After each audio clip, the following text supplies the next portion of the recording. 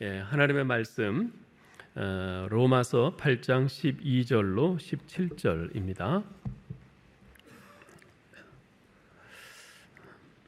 제가 하나님의 말씀을 봉독하겠습니다.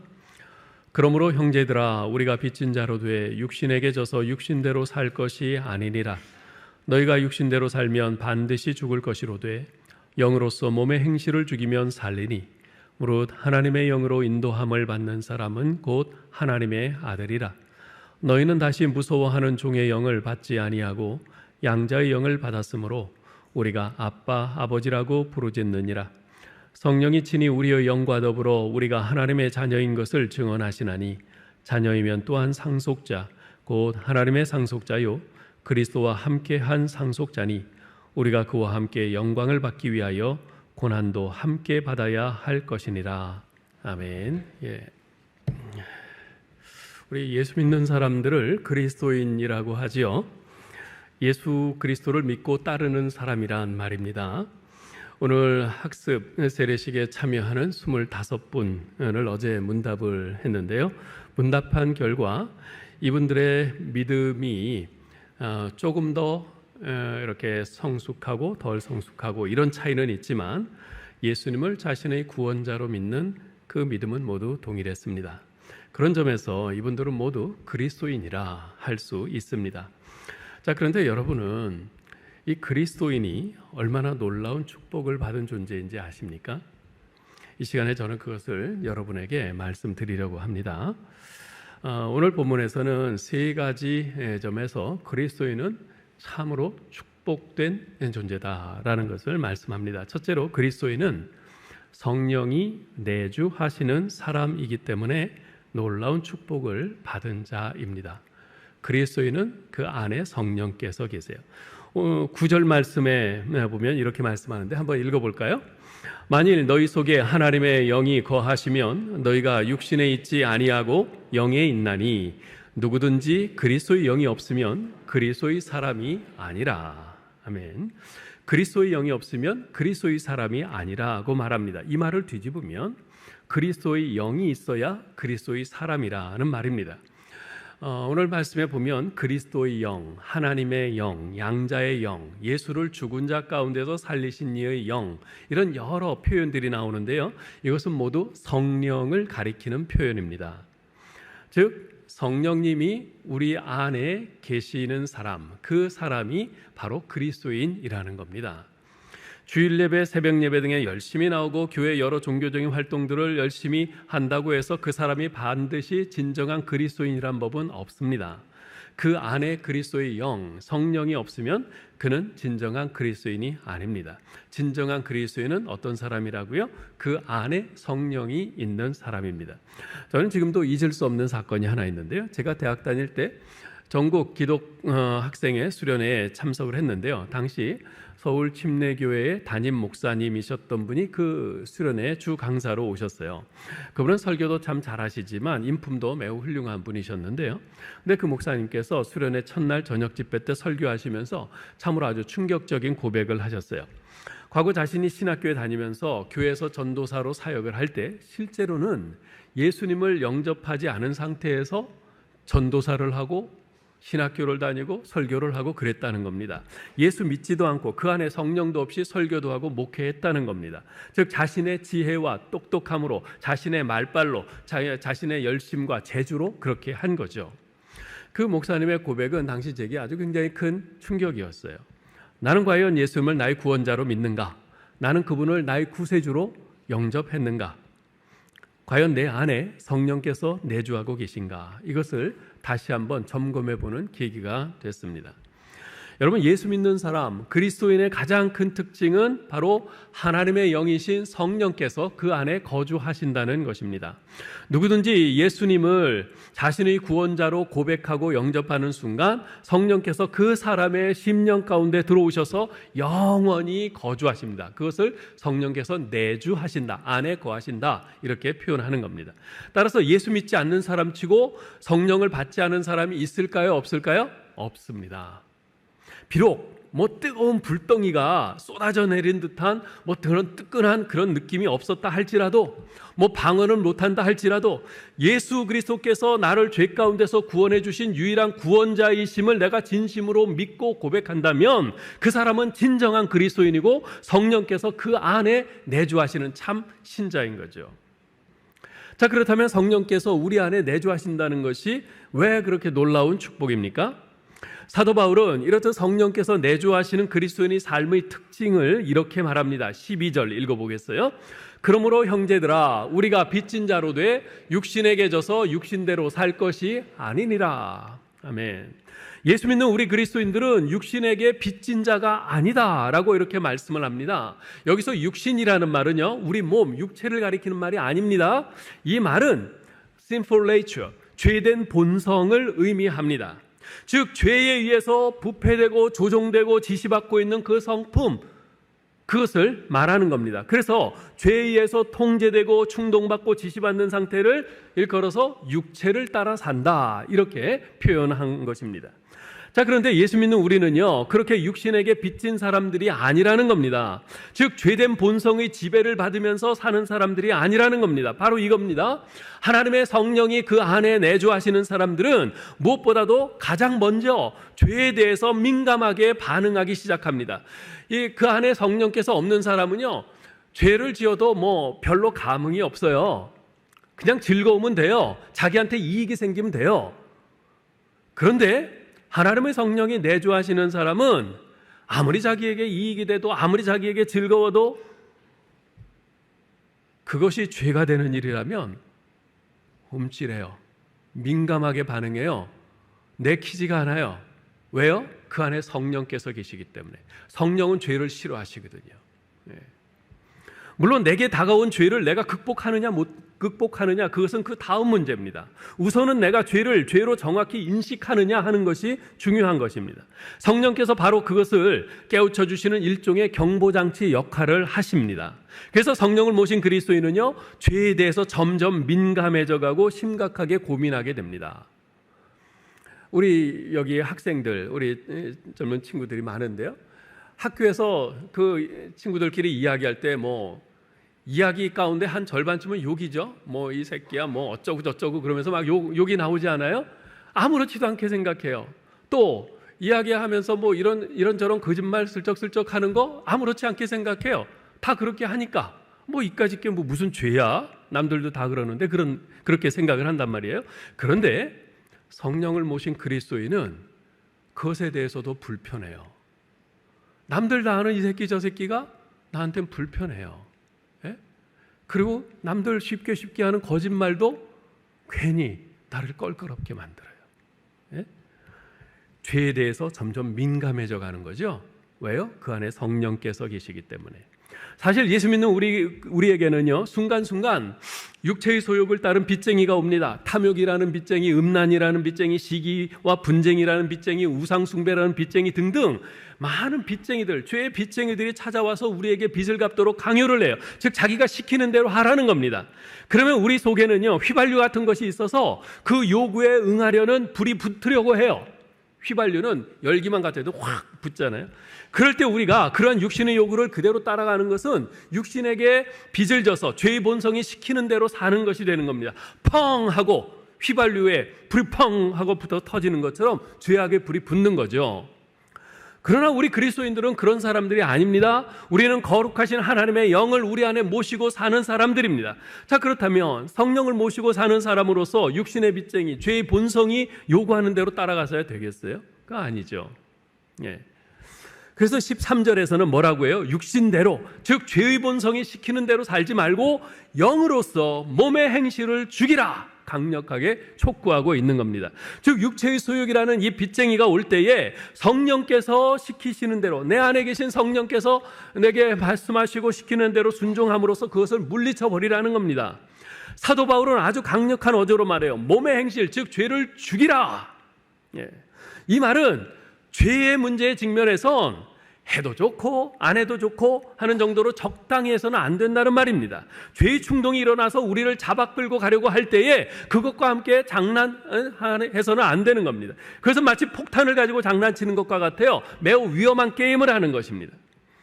그래서 스코틀랜드의 신학자인 데비 브라운은 이런 말을 했어요. 꼭 기억해야 될 말인데, 당신이 죄를 죽이지 않으면 죄가 당신을 죽일 것이다.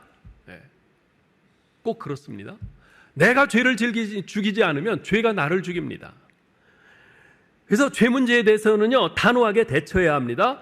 희생을 각오하고 철저하게 끊어버려야 돼요. 안 그러면 내가 죽습니다. 그래서 히브리서 12장 4절에서는 뭐라고 그래요? 죄와 싸울 때 피 흘리기까지 싸우라. 피 흘리기까지 목숨을 걸고 싸우라 촉구합니다. 생명을 걸고 싸우라는 거예요. 그래야 내 심령이 살기 때문에 그렇습니다. 혹 어떤 분들은 이렇게 말할지 몰라요. 내 속에서 육체의 소욕이 일어날 때에 그것을 아무리 물리치려고 해도 안 되는 걸 어떻게 합니까? 우리가 다 경험하는 바잖아요. 그죠? 우리는 죄의 소욕에 비해서 좀 많이 약해요. 사실 건전한 신앙인이라고 한다면 누구나 그런 육체의 소욕이 일어날 때 순순히 맥없이 끌려가지는 않습니다. 고민하면서 저항할 겁니다. 나중에 무너질 때 무너지더라도. 이것이 일반적으로 우리가 경험하는 바죠. 그러나 그런 육체의 소욕을 아무리 물리치려고 해도 결코 물리칠 수 없더라. 이 말은 틀린 말입니다. 모든 그리스도인은 근본적으로 육체의 소욕을 물리칠 수 있는 잠재력을 가지고 있습니다. 성령께서 우리 안에 내주하시는 것이 바로 그 증거입니다. 여러분, 우리 안에 거하시는 성령님은요, 종이 호랑이가 아닙니다. 우리 안에서 역사하시는 하나님의 실제적인 능력입니다. 넘어진 자를 일으켜 주시고 연약한 자에게 새 힘을 주시고 고통과 절망 중에 있는 자에게 새 소망의 밝은 빛을 비춰주시는 분이세요. 끈질기게 도전해오고 우리를 넘어뜨리려고 무너지게 만들려는 죄악과 싸우면서 오호라 나는 곤고한 사람이로다, 누가 이 사망의 몸에서 나를 건져내랴 하고 부르짖으며 갈등하는 하나님의 사람들에게 그 죄의 유혹을 극복하며 승리할 수 있도록 격려하며 싸우림을 공급해 주시는 분이 바로 성령님이세요. 성령님이야말로 우리 그리스도인들의 힘의 원천이요 승리의 원동력이십니다. 성령님은요, 그래서 마치 오뚜기, 여러분 오뚜기 알아요? 오뚜기 안에 들어있는 무거운 중심추, 그 쇳덩이와도 같아요. 오뚜기 있잖아요. 똑바로 서 있죠. 툭 쳐서 넘어뜨려요. 그러면 다시 또 서요. 이게 오뚜기예요. 왜 그렇게 섭니까? 그 안에 그 밑바닥에 무거운 중심추가 있기 때문에 그래요. 그래서 아무리 넘어뜨려도 다시 일어서고 다시 일어서고 그래요. 마찬가지로 우리 안에 내주에 계신 성령님이 우리의 중심을 꽉 잡고 계시기에 우리는 죄에 넘어져고 쓰러져도 다시 일어날 수 있는 겁니다. 성령께서, 우리 안에 계신 성령님께서 우리 중심을 꽉 잡고 계시기에. 그러므로 사랑하는 성도 여러분, 죄에게 지지 맙시다. 우리에게 매 순간마다 죄에 대한 경보음을 발하시는 성령의 음성에 귀를 기울이면서 우리도 죄에 대해서 민감하게 알레르기 반응을 일으켜야 합니다. 그리고 우리를 도우시는 성령님의 능력을 힘입어 생명을 걸고 죄에 맞서 싸워야 합니다. 내 눈이 나를 범죄케 하면 내 눈을 빼어버리리라, 이 심정으로. 내 손이 나를 범죄케 하면 내 손을 잘라버리리라, 이 심정으로 죄와 맞서 싸워야 합니다. 죄와의 싸움은요, 하루아침에 해결되는 것이 아닙니다. 그리고 피곤할 정도로 아주 천천히 이루어지는 문제입니다. 좌절스러울 정도로 죽을 때까지 계속되는 싸움이 바로 이 죄와의 싸움이에요. 그러나 우리 힘으로는 안 되지만 성령의 능력으로 됩니다. 우리 안에 계시는 성령의 능력으로 됩니다. 우리가 성령의 음성에 귀를 기울이고 힘써 순종할 때 성령의 능력으로 죄를 하나하나 극복하게 돼요. 우리가 예수 믿고 우리 안에 성령님이 계시잖아요. 그 성령님께서 우리에게 계속 말씀하세요. 너 그건 안 된다. 그건 죄야. 그렇게 하지 마. 말씀하세요. 우리 성령님께서 계속 우리에게 성경 말씀이 생각나게 하시고 그래서 우리를 가이드해 주세요. 그런 성령님의 음성에 귀를 기울이면서 그 성령님의 음성에 따라 순종해 가려고 계속 내가 결단하고 성령님의 도우심을 구하고 해야 합니다. 우리가 죄의 충동을 따라가면 마른 목이 해갈되지 않습니다. 오히려 더 목마르게 돼요. 그래서 다음에는 더 심한 죄를 찾게 되고 절대 만족할 줄 모르게 됩니다. 그러나 죄를 막아서는 성령님의 음성에 순종해서 입술을 꽉 깨물고 죄의 충동을 극복하면 그 과정에서는 참으로 힘든데 그 후에 마음이 얼마나 평안한지 몰라요. 바라기는 성령님을 모시고 사는 사람들답게 그분의 음성에 철저히 순종함으로 죄에게 지지 말고 죄를 극복하여 하나님이 주시는 평안을 누리는 여러분 되시기를 축복합니다. 그리스도인이 왜 정말 놀라운 축복을 받은 자인가? 두 번째, 그리스도인은 하나님의 아들이기 때문에 그렇습니다. 사도 바울은 이렇듯 예수 믿고 성령님이 내주하는 사람이 곧 하나님의 아들이라고 이렇게 선언을 합니다. 14절부터 16절을 우리 같이 읽어볼게요. 무릇 하나님의 영으로 인도함을 받는 사람은 곧 하나님의 아들이라.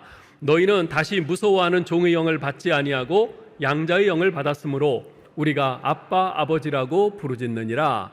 성령이 친히 우리의 영과 더불어 우리가 하나님의 자녀인 것을 증언하시나니. 여기 계속해서 우리는 하나님의 아들이라, 하나님의 자녀라 이렇게 계속 말씀하죠. 하나님께서는 우리가 예수님을 믿을 때 당신의 자녀로 우리를 삼아주세요. 즉 당신의 양자로 삼아주신 거예요. 그래서 이제 우리는 하나님을 아버지라고 부를 수 있는 존재가 된 겁니다. 자, 그런데 양자잖아. 양자면은 그래도 좀 거시기한데 왜? 그 친자식보다는 양자는 좀 이건 좀 아닌데 뭐 이런 생각이 우리에겐 좀 있잖아요. 예? 그런데요, 결코 그렇지 않습니다. 양자란 말이 지금 우리 사회에서는 뭐 그다지 뭐 그렇게 높이 평가되지는 않지만요, 로마서가 쓰여지던 당시 로마 문화권에서는 이 양자는 굉장히 높은 수준의 특권으로 간주가 됐어요. 어떤 경우에는요, 양자를 자기가 낳은 친자식보다 더 귀하게 여기는 그런 로마인들도 있었습니다. 그것은 생각해 보세요. 친자식은 자기 의지와는 무관하게 생긴 대로 낳잖아요. 그죠? 예? 나는 우리 애가 요렇게 저렇게 생기고 요런저런 재능이 있는 애였으면 좋겠다 그러는데 그렇게 태어나나요? 아니잖아요. 그냥 태어나는 대로 받는 거예요. 그게 친자식이에요. 그런데 양자는 어떻게 해요? 양자를 고를 때 아주 신중하게 생각하고 또 생각해서 자기 의지대로 자기 마음에 맞는 사람을 선택하잖아요. 그게 양자잖아요. 그래서 로마 문화권에서는요, 이 양자를 굉장히 중요하게 여겼고 굉장한 특권으로 여겼어요. 이 양자를 자기가 낳은 자식과 조금도 차별하지 않았습니다. 똑같은 자식으로 여기고 똑같이 대우합니다. 여러분 잘 아는 그 로마 황제 네로, 이 네로도 양자였어요. 네로가 그 전 황제의 친자식이 아니라 양자예요. 양자. 그의 양아버지가 누구냐면 클라우디우스 황제인데요, 이 클라우디우스 황제가 죽고 난 뒤에 양자였던 네로가 로마 제국의 황제로 등극한 거예요. 친자식도 아니고 양자가. 그만큼 이 로마 그 문화권에서는 이 양자가 굉장한 특권을 가지고 있는 거죠. 예. 자, 우리도 마찬가지입니다. 하나님께서는요, 세상의 수많은 사람들 가운데 여러분과 저를 양자로 삼으셨어요. 비록 우리는 하나님의 양자지만 하나님께서는 우리를 친자식처럼 여기시고 똑같이 대우하십니다. 그래서 우리가 하나님을 어떻게 부르게 됐다고요? 아빠, 아버지, 아빠, 아버지라고 부르게 되었다고 말하는 겁니다. 여러분 사실 이 아빠라는 말을 한번 생각해 보세요. 아빠라는 말은 사랑과 친밀감을 내포하고 있는 말 아니겠어요? 이건 친자식만이 부를 수 있는 말이에요, 사실. 그죠? 양자가 아빠 이렇게 부르기는 쉽지 않아요. 친자식이나 아빠 그런단 말이죠.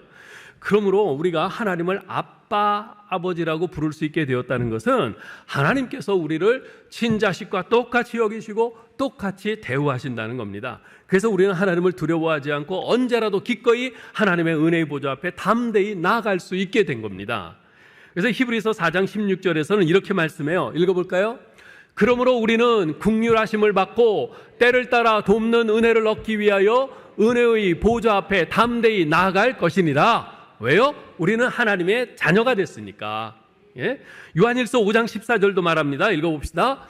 그를 향하여 우리가 가진 바 담대함이 이것이니 그의 뜻대로 무엇을 구하면 들으심이라. 아멘. 예? 그 하나님을 향해서 우리가 가진 담대함이 이거예요. 무엇이든지 그의 뜻대로 구하면 들으신다. 우리는 하나님의 자녀니까 하나님이 들으신단 말이에요. 이렇듯 우리는 언제나 아빠 아버지라고 부르면서 하나님 앞에 가까이 나아가서 우리의 모든 사정을 아뢰 수 있습니다. 그리고 하나님 아버지께서는 언제나 우리의 간구에 귀를 기울여 들으십니다. 우리 간구에 최선의 것으로 응답해 주세요. 우리를 위로해 주십니다. 힘을 주세요. 모든 문제 해결의 열쇠가 되어 주십니다. 그러니 왜 우리가 그리스도인 됐다는 것이 놀라운 축복이 아닐 수 있겠어요?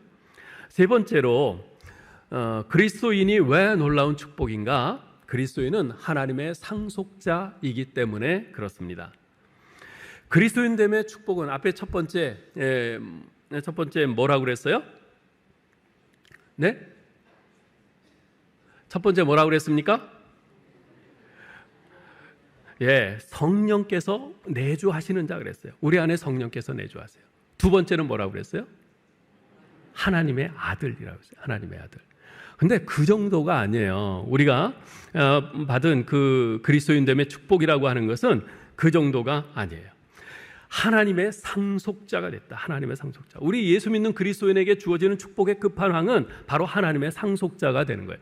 여러분 상속받는 거 좋잖아요. 그죠? 17절 읽어봅시다. 17절. 자녀이면 또한 상속자 곧 하나님의 상속자요 그리스도와 함께한 상속자니 우리가 그와 함께 영광을 받기 위하여 고난도 함께 받아야 할 것이니라. 아멘. 예수 믿는 우리 그리스도인은 하나님 아버지의 나라를 예수 그리스도와 함께 공동으로 이어받을 상속자라는 겁니다. 우리 주 예수 그리스도께서 누리는 모든 영광을 우리도 다 함께 똑같이 충만하게 누리게 된다는 것이에요. 세상에서는요, 아버지가 죽으면 그 아버지가 남긴 유업을 자녀들이 나누어 갔습니다. 그래서 자녀가 많으면 많을수록 자기에게 돌아오는 몫은 적어지겠죠. 외아들이면은 홀로 온팡지게 다 갔겠죠. 그죠? 그러나 하나님의 나라는 다릅니다.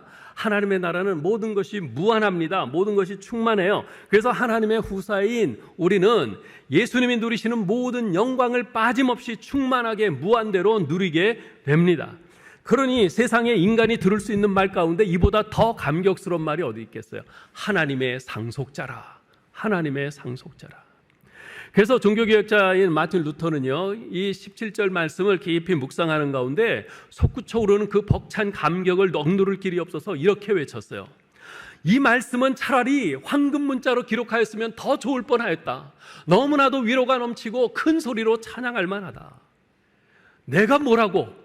죄 가운데 멸망하고 영원히 지옥에서 고통당할 수밖에 없는 나인데, 그런 존재인데 이런 나를 예수 그리스도께서 구원해 주시고 하나님의 영광이 상속자가 되게 하셨으니 이 얼마나 영광스럽고 복된 일인가 그 말입니다. 네. 이 말씀을 기록한 사도 바울은요, 고린도후서 12장에 보면 셋째 하늘이 낙원으로 이끌려 갔어요.